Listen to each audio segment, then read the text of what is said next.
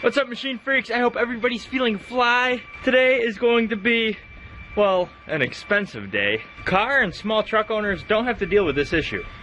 This issue is expensive, and for that reason is a pain. As beautiful as you are, baby, you're gonna hurt my wallet today. Well, luckily I've already bought everything that I need today, so it already hurt my wallet. Wow. You guys definitely showed your support in that first video. We didn't get 10,000 likes. We hit 25,000 likes. YouTube may be whack, but the 3D Machines crew is definitely fighting back. You guys definitely have my back, and I definitely have yours. Do you guys like the word crew, gang, team? Let me know in the comment section below what we're going to call ourselves. We're already machine freaks, but, like, I'm a machine freak, you're a machine freak. But, like, all together, we are the 3D Machines crew, 3D Machines gang. Since I'm doing these videos like every 12 hours, I can answer your guys' questions a lot more frequently. So if you have a question, leave it in the comment section below. I'm going to actually answer some questions at the end of this video. Let's get to the Duramax. Here's the problem that we're going through right now. Turn the key on. My truck has an engine oil life gauge. It's at 8%. Well, 3D Machines, you're at 8%, you're golden, man. You don't have any worries for 8% more. Well, my theory is oil's cheap, maintenance is cheap, parts and engine components are expensive. We're gonna change it out early, just a little bit. I actually wanted to change it at 10%, but I didn't get to it that quick. Now, changing oil is extremely easy. Anybody can do it. Of course, there's a couple tips and tricks that you can use, but unless you get a good deal on oil, the biggest trick that you want during this process is getting a coupon for some oil. At least when you have the D word, diesel.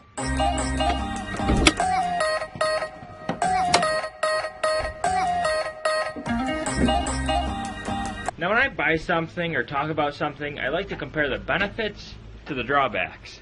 Now, owning this truck, it's a diesel, so you have a lot of power, a lot more power than a lot of gassers put out. You have more torque, you have a more efficient engine, the engine lasts longer. Saying that, I can't really think of that many drawbacks other than the size of the truck.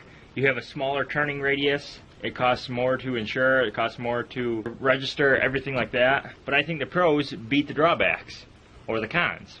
You can kiss that 1995 oil change goodbye. You want to know why? I'll show you why.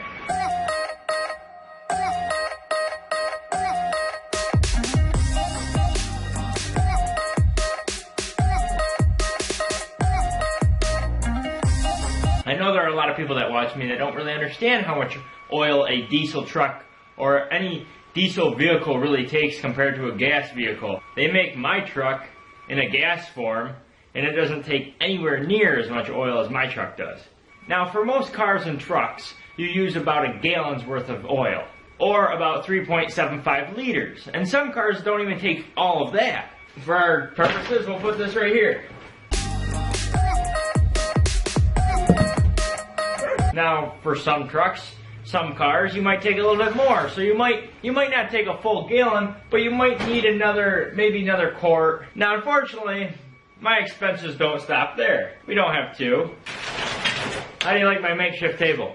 This is how much oil my truck takes.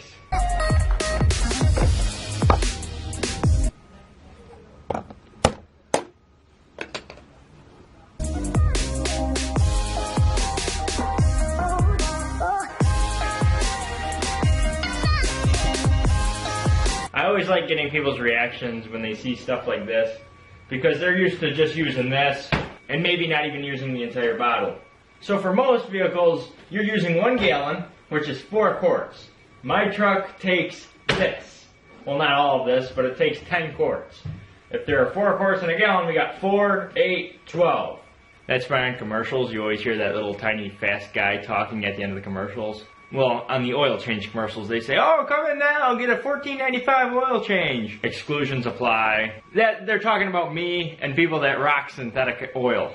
It's much more expensive than $14.95 or $19.95, that's for sure. You can bet. Yeah. I'm glad I brought out 2 sockets instead of just 1. Okay, so there should be 10 quarts in this engine. This takes 15 quarts, that's what it says. I'm gonna get a glove. Now I did run this truck for an hour before I did this, and then I let it sit for about an hour and a half so that the oil's not going to burn my skin.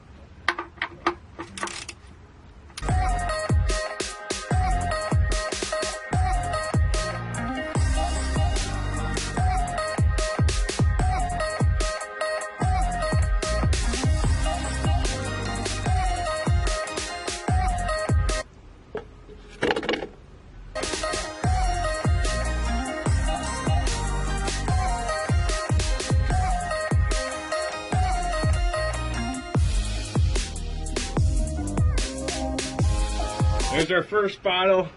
Here's our second bottle. You know, if this is the worst thing about this truck, then I think we're doing a great job. I have had zero problems with this truck so far. Zero. All I've done is change fluids, put diesel in it, and drive it. This is the first vehicle I've ever owned that I've been able to do that. And for that, I'm very thankful. Look at that liquid gold. Yeah.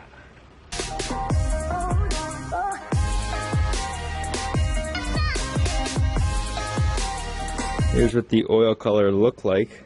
Typical diesel oil, nice and black. It only takes a few hundred miles to go from what it looks like when it goes in there and what it actually looks like inside the crankcase. Last one, definitely not least.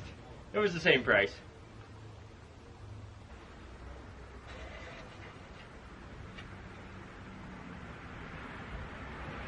I love to see the new oil go in. The colors are phenomenal. You got that nice charcoal black, but then you got that nice clean gold from the fresh oil. Whew. I love it. Gorgeous.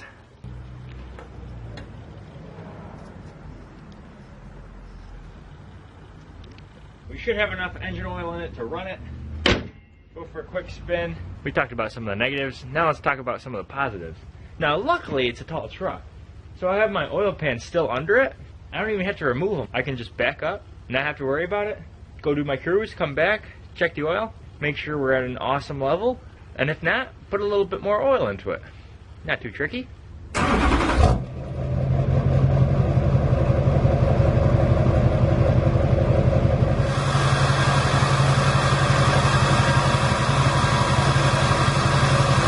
Now we can change that. I think we just have to hold, let's see, I'm gonna guess this one. We just hold that.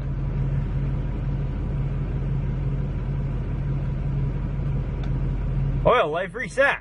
I'm sure the truck didn't get too warm, but I think it's safer checking the oil than allowing the engine to get completely warm with no oil in it. Well, a low level of oil in it. She's still muddy from that one trip. It's only 1 bar from the top, which is really good. Now I just have to pop off the top, put a little bit more oil into it, and the Duramax is set. I know you guys probably haven't forgotten, but smash the hell out of that like button. Hit 10,000 likes within 12 hours. I will put another video on for you guys. We're calling it the 3 Days of Dawn, I think. I don't think anybody else has given a name to it other than the person that said 3 Days Machines. Colin asks, are you recording the race? The hair scramble? You bet I am. I'm going to wear GoPro this time. I told you guys last race that I was going to. I am going to risk the GoPro for you guys and your entertainment. This isn't a question, but it is an awesome comment. I don't know how to pronounce the name, though. It's maybe Givon. Need to bump the likes up, buddy. You're killing it. Keep up the awesome vids. Thank you. Jasper asks, where do I buy my parts? I buy them everywhere.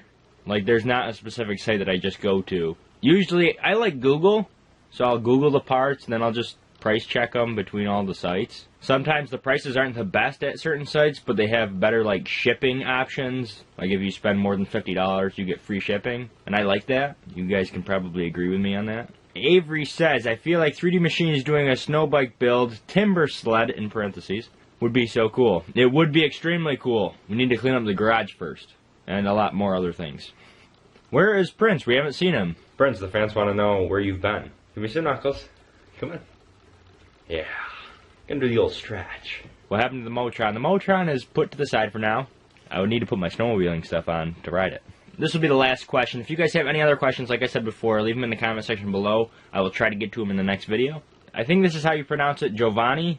Why can't you bring the 450 since you put it back together? And the thing is about hare scrambles, you're riding for like 2 hours straight. The 450 is a little heavier than the 250, and that's why you see a lot of two-strokes at these races, because they're lighter machines. Like 250 cc's is still a lot of power to harness, and you need some serious experience to push that bike to its full limit. And just the short answer is the 250 has much more benefits to offer than the 450 on the hare scrambles.